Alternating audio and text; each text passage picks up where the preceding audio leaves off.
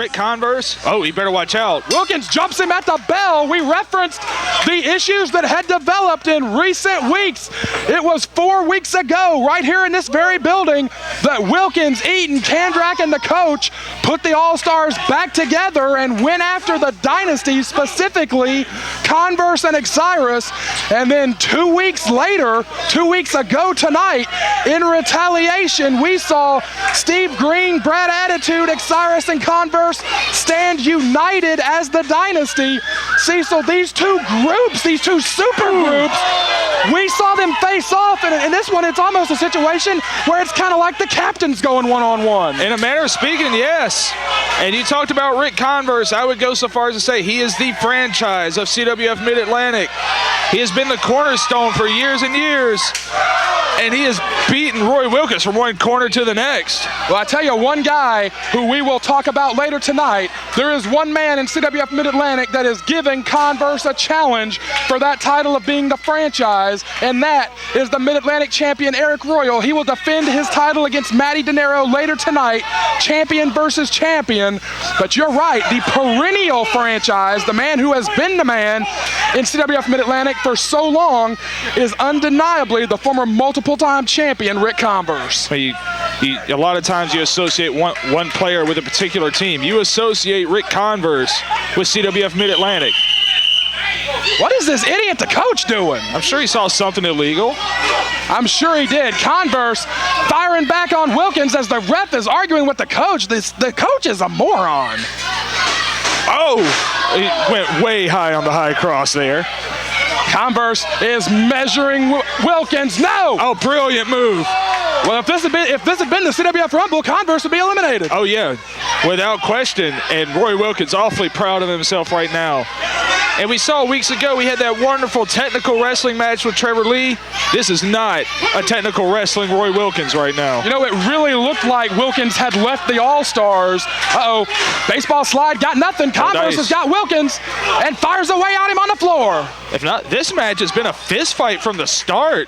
A lot of bad feelings between these two teams. Oh, whoa. Richter scale on the floor? No way. Roy's trying to fight it. I've never seen this in all these years at CWF, and we are not going to see it tonight.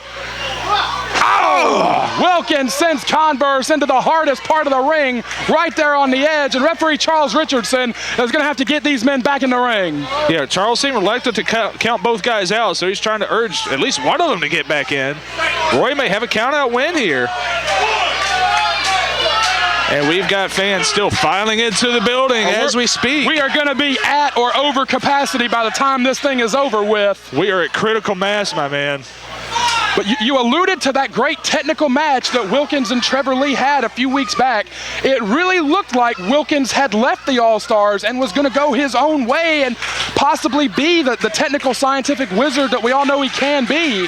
And I got to think the interference of Chet Sterling being the catalyst for Roy Wilkins losing that match, I got to think is what convinced Wilkins, hey, I do need the All-Stars. I do need the coach watching my back. I honestly believe that was one of the most traumatic losses in Wilkins' career. Oh, schoolboy. See a schoolboy there, only got two. Speaking of wrestling. I really believe that loss told the entire story to Wilkins, that told him he did need the All-Stars. He did want people watching his back because he saw that when you venture out there on your own, a lot of times the other guy does have someone in their corner, and I really think Wilkins learned that that's how you get beat. Yeah, I mean, it's hard to go into battle alone. And I'm noticing a point that something Roy Wilkins has been doing. He goes back to the midsection every time Ric Converse gets up on him. He plants a knee right into that gut, and that will take the wind out of you in a hurry. It does seem like a very focused game plan from Wilkins. Stomps him again. That exact same part of the body, like you said, C-Bear. Wilkins has got a very focused game plan, it looks like. Oh, the old rage lock. Old Roy Rage Wilkins. That stretches out those abdominal muscles. Obviously, it puts torque on the knees and the ankles as well in the back, but it absolutely stretches out that abdominal region and those ribs that he's been trying to soften up. And not to mention the hamstrings. I've actually tapped out to this hold years ago. It stretches your back and your hamstring like you wouldn't believe. And Rick may be doing the same if he don't get to the ropes. He's trying to make it, and he does. He makes it to the ropes. Wilkins will get disqualified if he does not break it. Trust me, Charles will not hesitate to disqualify you. If there's anyone that's a little trigger happy on that disqualification, it's Charles Richardson. You can say that again. But Roy's got this comfortably where he wants it right now. And this is just like, you know, you see in a fight, you know, go into the body and you just slow down over time. Wilkins, as the coach pointed out, the winner of last year's 30-man Rumble. Converse won it back in 2005, as we see the 2005 Rumble winner now firing up on the 2012 Rumble winner. That's right, and of course, if I recall, he last eliminated Nick Richards, did Roy Wilkins, which, oh, nice boot. Probably has a lot to do with the Nick Richards we see today. Cover from Converse, great ring positioning, but he only got 2 on it. And Rick, he's starting to string a little off it, right back to the gut with the knee. Fantastic game plan from Roy Wilkins. Could be the moonlight drive. No. Oh, Converse drills him with the sky high. That sky high power bomb, and that definitely created the space he needed. What is the coach winding the play clock for? Oh, God. Oh, my God. The rest of the All-Stars, Eaton and Kandrack, have come out. And I've got to be honest, I did not see Brad Attitude. Oh, God, Brad Attitude and Xsiris. Attitude and Xsiris are out on the far side. We've got a fight. Whoa, the 2 teams have lined up on opposite sides here. I mean, this is not a lumberjack match, but it may as well be at this point. It might be now. And I think this has really rattled Roy Wilkins. The Dynasty and the All-Stars have lined up on opposing sides here.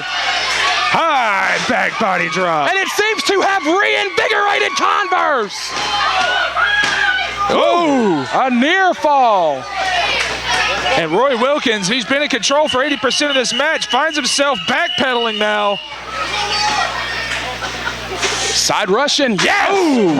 Great move. Dropped him hard on the back of his head. Wilkins almost got knocked out. Man, he caught all of that right in the back of the head and the neck. That was one of the most effective side Russian leg sweeps I've ever seen in my life. Man alive. And Roy has no idea where he's at. Richter scale, this could be it right here. He walked right into it. No move has put away more people in CWF Mid-Atlantic than that Richter scale. No. Flatliner. Oh, man, got the complete shot on Wilkins, and I think he's got him where he wants him. Rick may try to go back for that Richter scale. Why not? No move has beaten more people than this one. He can't get all of it. He got it. Dropped him right on his face in the center of the ring. Cover. And he beat him with it. Ric Converse and the Dynasty get a win. Here come the All-Stars. Oh God. They're not waiting on the Rumble. It's a gang fight in center ring between the All-Stars and the Dynasty. And what is the coach is going to get pantsed again if he doesn't get out of there. Converse has won it with his brethren in the Dynasty by his side. What a victory for the franchise player of CWF Mid-Atlantic. Hard fought match, great back and forth match.